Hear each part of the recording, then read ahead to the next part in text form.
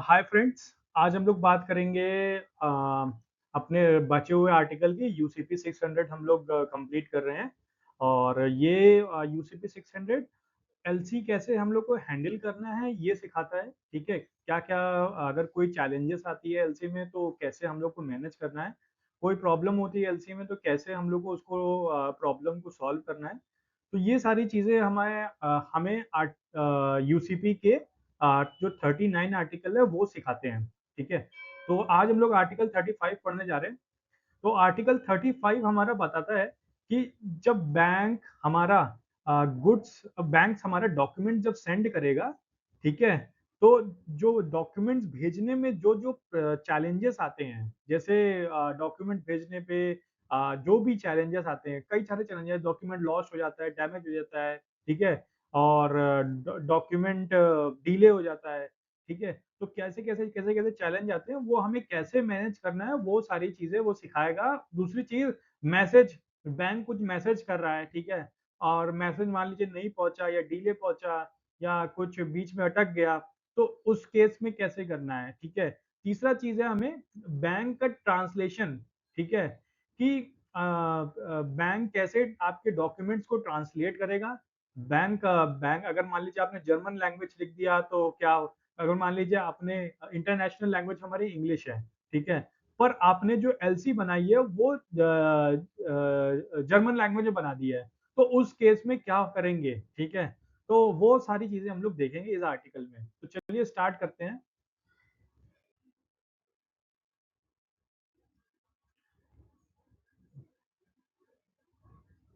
ठीक है, अब यहाँ पे एक चीज और हम लोग देख लेते हैं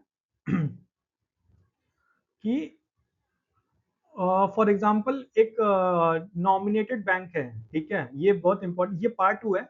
ऊपर वाला आपका मैं आपको हाईलाइट कर देता हूँ, ये पार्ट फर्स्ट है, ये पार्ट सेकंड है। ठीक है, तो उस केस में अभी हम लोग देख लेते हैं कि सेकंड वाले पार्ट में क्या हुआ। तो फॉर एग्जांपल नॉमिनेटेड बैंक मतलब कि सेलर के साइड वाला बैंक जो है बायर के साइड वाला इशूइंग बैंक को डॉक्यूमेंट्स इशू करता है।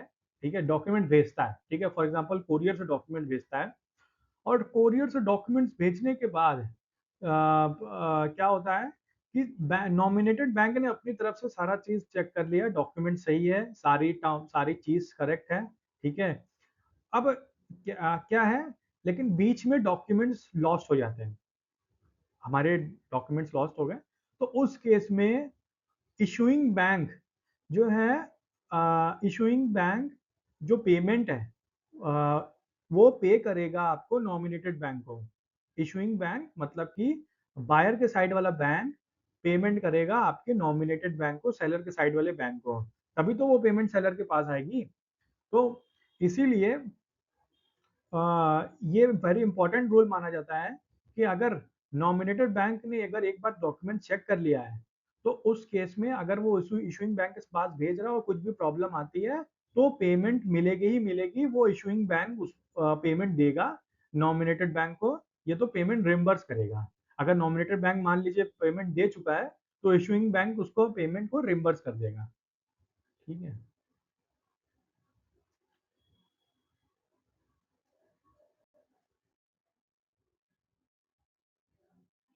इसके बाद है अब बात करते हैं हम लोग परफेक्ट डॉक्यूमेंट्स की, कि डॉक्यूमेंट्स हमारा एकदम परफेक्ट है। ठीक है, डॉक्यूमेंट्स में कोई दिक्कत नहीं है, डॉक्यूमेंट्स में कोई प्रॉब्लम नहीं है। ठीक है, तो उस केस में क्या होगा कि अगर डॉक्यूमेंट्स हमारा परफेक्ट है, ठीक है, और नॉमिनेटेड बैंक ने बोल दिया कि डॉक्यूमेंट्स परफेक्ट है, तो ये वही सेम चीज बताता है। नॉमिनेटेड बैंक ने अगर बोल दिया डॉक्यूमेंट परफेक्ट है, डॉक्यूमेंट बीच में खो गया, तो फिर इशूइंग बैंक को पे करना पड़ेगा। इसके बाद आते हैं नो लायबिलिटी फॉर ट्रांसलेशन।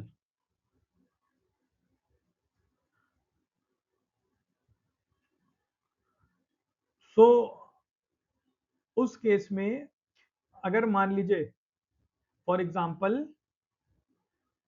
आपने जो एलसी बनाई है, उस एलसी में जो लैंग्वेज है वो फ्रेंच है, फ्रेंच लैंग्वेज में एलसी बना ली, और बैंक ने ट्रांसलेशन में फॉर एग्जांपल कुछ भी ट्रांसलेशन में मिस्टेक कर दी, या बैंक, तो बैंक ने ट्रांसलेशन में कुछ मिस्टेक कर दी, तो बैंक इसका रिस्पॉन्सिबिलिटी नहीं लेता है। आपने एलसी एलसी फ्रेंच में क्यों बनाई, बैंक इस पे कहता है कि मेरी रिस्पॉन्सिबिलिटी नहीं है, अगर ट्रांसलेशन में मिस्टेक हो गई, ठीक है।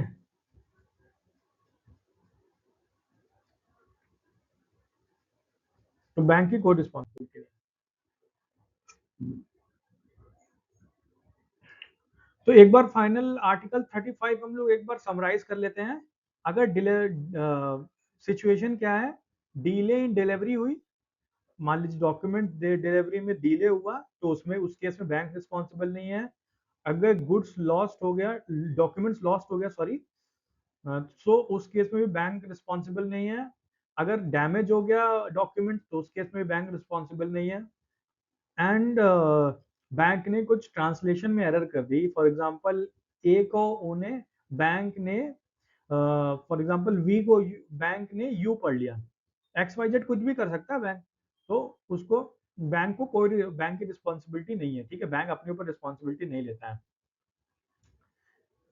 अगर लेकिन अगर इसकी एक लास्ट चीज बचती है कि अगर डॉक्यूमेंट्स नॉमिनेटेड बैंक से अप्रूवल हुए आते हैं और इशूइंग बैंक के पास, उसके डॉक्यूमेंट्स अगर नॉमिनेटेड बैंक से अप्रूवल होने के बाद इशूइंग बैंक के पास जाने पे बीच में लॉस्ट होता है और नॉमिनेटेड बैंक ने अप्रूव कर दिया ऑलरेडी, तो उस केस में अगर नॉमिनेटेड बैंक ने सेलर को पेमेंट कर दिया है, तो इशूइंग बैंक नॉमिनेटेड बैंक को रिम्बर्स करेगा, और अगर नहीं किया है तो इशूइंग बैंक नॉमिनेटेड बैंक को पेमेंट देगा और नॉमिनेटेड बैंक सेलर को पेमेंट देगी। इस ये होगा, ठीक है। नेक्स्ट चलते हैं आर्टिकल 37 पे। आर्टिकल 37 हमारा बताता है कि क्या कहते, ये आर्टिकल बताता है कि कौन बियर करेगा रिस्क और cost when one bank use another bank service, ठीक है। अगर कोई बैंक है और कोई दूसरा बैंक इन्वॉल्व हो रहा है, ठीक है, तो उस बैंक में कौन रिस्पॉन्सिबल रहेगा। फॉर एग्जांपल एस एसबीआई ने एचडीएफसी को रिस्पॉन्स क्या कहते हैं, एसबीआई ने बोला कि एचडीएफसी तुम पेमेंट कर देना इस सेलर को, लेकिन एचडीएफसी ने पेमेंट नहीं किया, तो सेलर एसबीआई रिस्पॉन्सिबल होगा कि एचडीएफसी रिस्पॉन्सिबल होगा।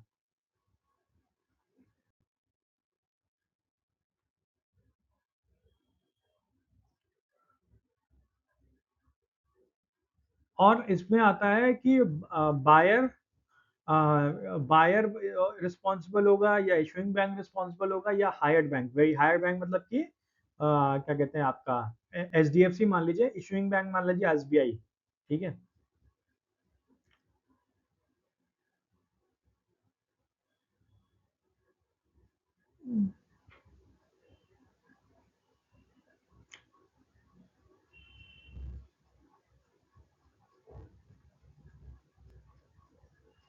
तो अभी यहाँ पे देखते हैं कि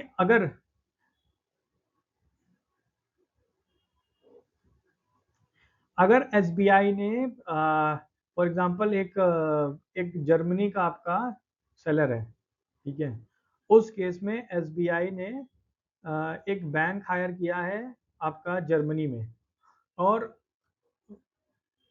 यहाँ पे इंडिया में आपका आप बायर हो, आपने एसबीआई से इशूइंग करवाया है, इशूइंग बैंक ने आपका जर्मनी से किसी बैंक को हायर किया, और हायर करने के बाद अब जर्मन वाला बैंक जो है, जो आपका सेलर है, उस सेलर को पेमेंट करने से मना कर देता है या कुछ भी कर देता है, तो उस केस में एसबीआई रिस्पॉन्सिबल नहीं होगी। आपकी आपका जो रिस्पॉन्सिबिलिटी लेगा वो बायर लेगा। तो टोटल जो आपकी रिस्पॉन्सिबिलिटी होती है, non payment of anything will be come to buyer, simple.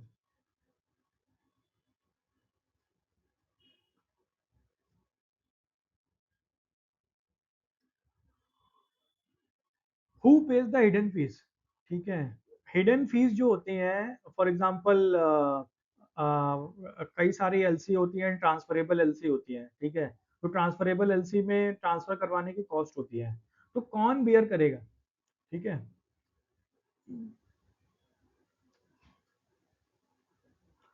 तो उस केस में द अल्टीमेट गारंटर,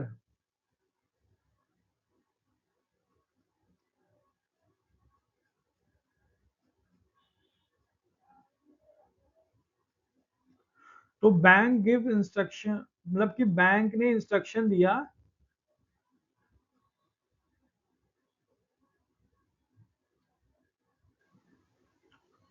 अभी यहाँ पे हम लोग देखेंगे ये वाले स्लाइड में, फॉर एग्जाम्पल एलसी में कुछ भी करवाने पे या कुछ चार्जेस लगते हैं या कुछ एक्सपेंस लगता है या कुछ कमीशन लगता है, ठीक है।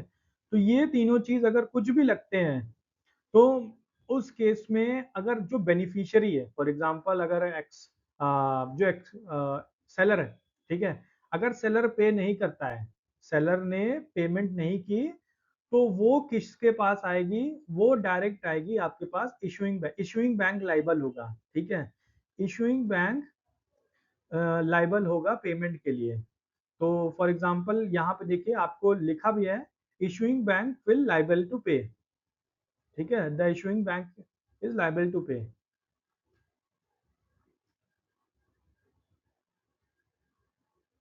तो issuing bank is stuck with the bill. तो ये आर्टिकल ये बताता है। आगे चलते हैं। अभी आ गया आर्टिकल 38। तो एक बार समराइज कर लेते हैं। तो पीछे आर्टिकल 37 में हम लोग ने दो चीज पढ़ी। पहला तो ये पढ़ा कि अगर मान लीजिए चार्जेस नहीं पे करता अगर सेलर, तो उस केस में इशूइंग बैंक लाइबल होगा चार्जेस पे करने पे। और दूसरी चीज हम लोग ने देखी कि अगर अगर अगर कोई बैंक है, फॉर एग्जांपल कोई अगर एस बी आई है और H D F C payment कर रहा है, एस बी आई है और H D F C, H D F C sorry S B I है और किसी जर्मन बैंक को हायर किया है और जर्मन बैंक ने पेमेंट नहीं की, तो एस बी आई रिस्पॉन्सिबिलिटी नहीं लेगी, ठीक है।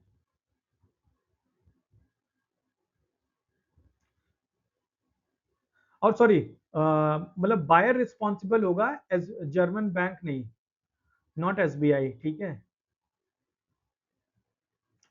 तो एक बार फिर से समझ लेते हैं क्या है कि अगर एस बी आई है और जर्मन बैंक ने पेमेंट करने से एस बी आई को मना कर दिया कि एस बी आई, मैं जर्मन बैंक ने कहा मैं पेमेंट नहीं करूंगा, तो इसकी वजह से सेलर के पास पेमेंट नहीं आ पाई।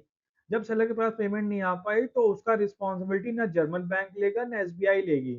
ये रिस्पॉन्सिबिलिटी टोटल जाएगी आपके ऊपर, उसके बायर के ऊपर, ठीक है। अगर पेमेंट नहीं होती तो कंप्लीट रिस्पॉन्सिबिलिटी बायर के ऊपर होती है।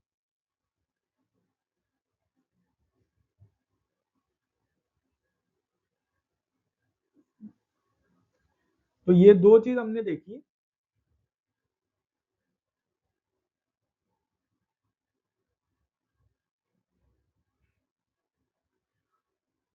अभी एक चीज, एक तीसरा चीज भी था इसमें कि अगर एसबीआई है और एसबीआई आपका एसबीआई किसी फॉरेन बैंक को सिलेक्ट करती है पेमेंट के लिए, ठीक है, लेकिन फॉरेन बैंक पेमेंट नहीं किया, ठीक है, फॉरेन बैंक ने पेमेंट नहीं किया या कुछ भी हो गया, तो इसके ऊपर एसबीआई रिस्पॉन्सिबिलिटी नहीं लेती है, ठीक है।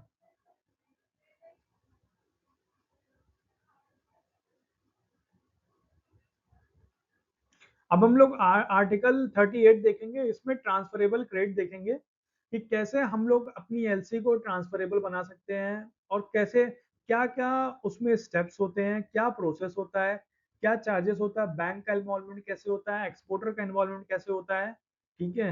ये सारी चीजें हम लोग देखेंगे इस आर्टिकल में, ठीक है। इसके बाद हम लोग देखेंगे कि हमारा फर्स्ट पार्टी कौन होता है, फर्स्ट बेनिफिशियरी कौन होता है, सेकंड बेनिफिशियरी कौन होता है, ठीक है। और अगर थर्ड होता है तो वो कौन होता है, ठीक है। मिडिल मैन कौन होते हैं, सप्लायर कौन होता है, तो ये सारी चीजें हम लोग देखेंगे। तो स्टार्ट करते हैं।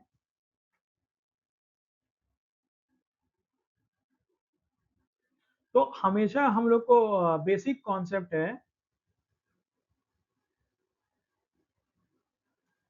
कि हमेशा आपका जो फर्स्ट बेनिफिशियरी रहेगा वो मिडिल मैन रहेगा, सेकंड बेनिफिशियरी आपका सप्लायर रहेगा। ये बेसिक कॉन्सेप्ट है, ठीक है। इसके बाद आगे चलते हैं। अब इसके बाद गोल्डन रूल है हमारे पास। बैंक के पास कंपलसरी ऑब्लिगेशन नहीं है कि बैंक को ट्रांसफर करना ही करना है। अगर आप एग्री होते हो तो उस केस में बैंक आपकी एलसी ट्रांसफर कर सकता है। ट्रांसफरेबल इज एन ऑप्शनल, ठीक है। फॉर एग्जाम्पल, अगर आप मर्चेंट ट्रेडर हो, आपने अपने नाम से एलसी बनवाई, अभी आपको एलसी ट्रांसफर करवानी है अपने सप्लायर के ऊपर, तो आपको कंसेंट देना पड़ेगा बैंक को, और फिर बैंक उस केस में एलसी आपकी ट्रांसफर करेगा। लेकिन अगर आप नहीं चाहते हो एलसी ट्रांसफर करना, तो बैंक बैंक आपके ऊपर कोई ऑब्लिगेशन नहीं उठा सकता।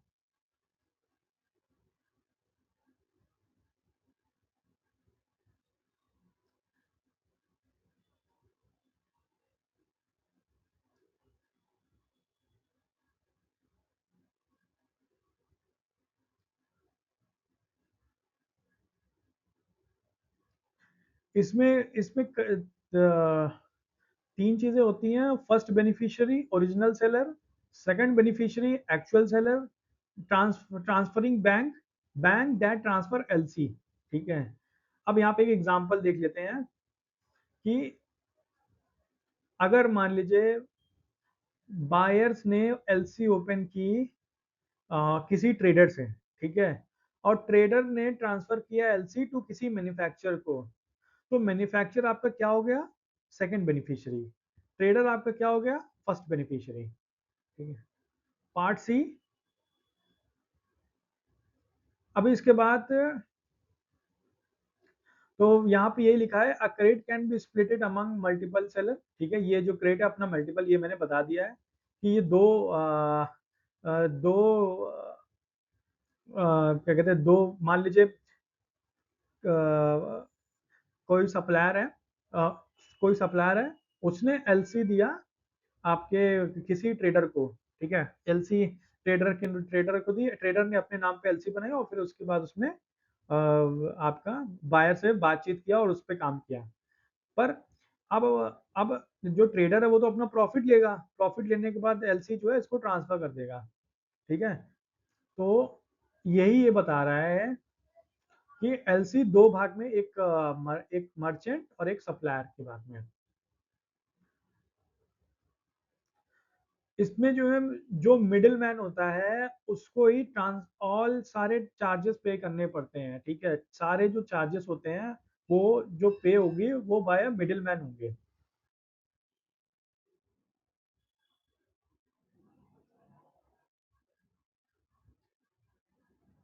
एलसी सिर्फ और सिर्फ सेकंड बेनिफिशियरी तक ट्रांसफर करना अलाउडेड है।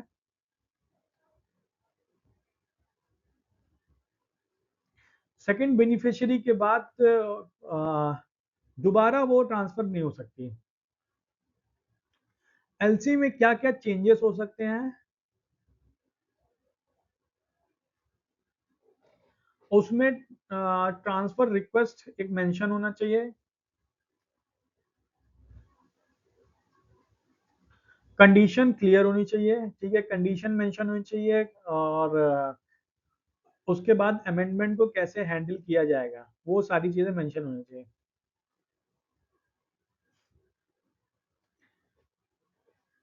अब एक बार ये चेक कर लेते हैं क्या क्या चेंजेस हो सकते हैं, what can can be changed. तो आपका अमाउंट चेंज हो सकता है, ठीक है, यूनिट प्राइस चेंज हो सकती है, और आपकी एक्सपायरी डेट चेंज हो सकती है, शिपमेंट डेट चेंज हो सकती है। ये सारी चीजें चेंज हो सकती है।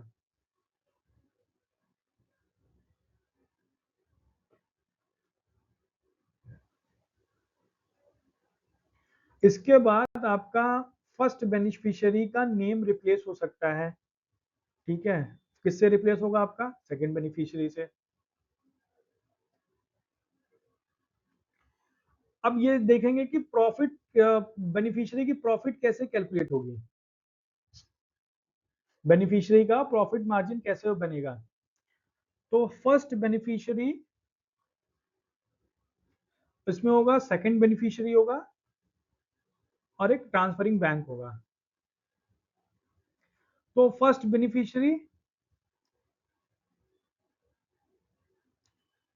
अगर सप्लायर ने कोई इनवॉइस दिया है, ठीक है, फर्स्ट बेनिफिशियरी को, मतलब मिडिल मैन को, तो वो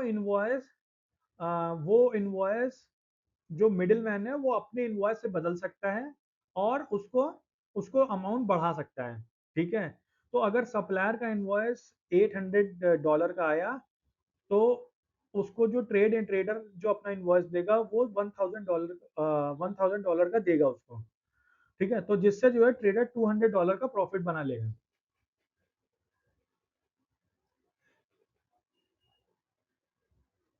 अगर,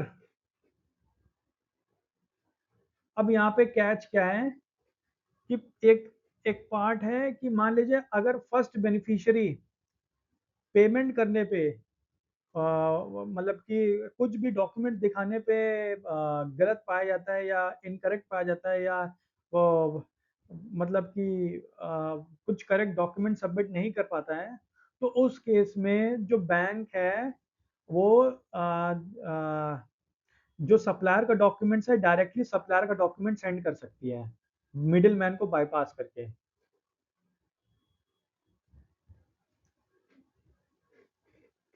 तो बैंक जो है मिडिल मैन को पास करके सप्लायर का डॉक्यूमेंट्स लेगी और उसको सेंड करेगी, ठीक है।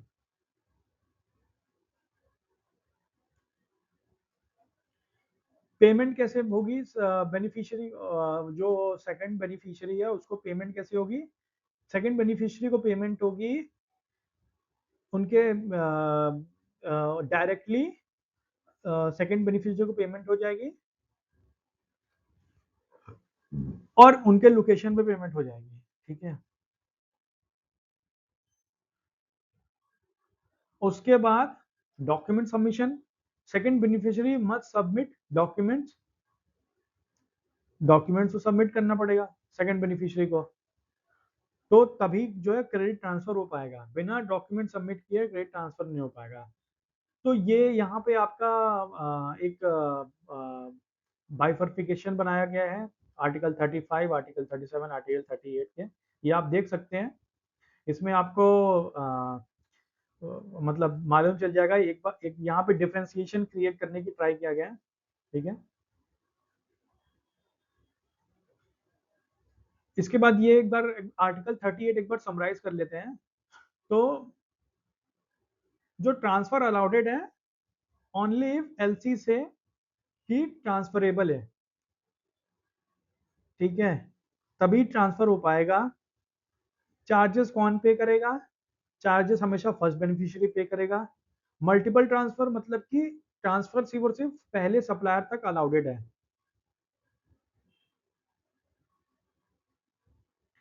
और उस केस में पहली पार्शियल शिपमेंट हुई है उस केस में अलाउडेड है, ठीक है। फर्दर उसके बाद ट्रांसफर अलाउडेड नहीं है। Changes allowed only reduction profit, पहला फर्स्ट बेनिफिशियरी आपका प्रॉफिट मार्जिन रखेगा, सेकंड बेनिफिशियरी फिर अपना पूरा कॉस्ट और मार्जिन पूरा कॉस्ट और प्रॉफिट रखेगा।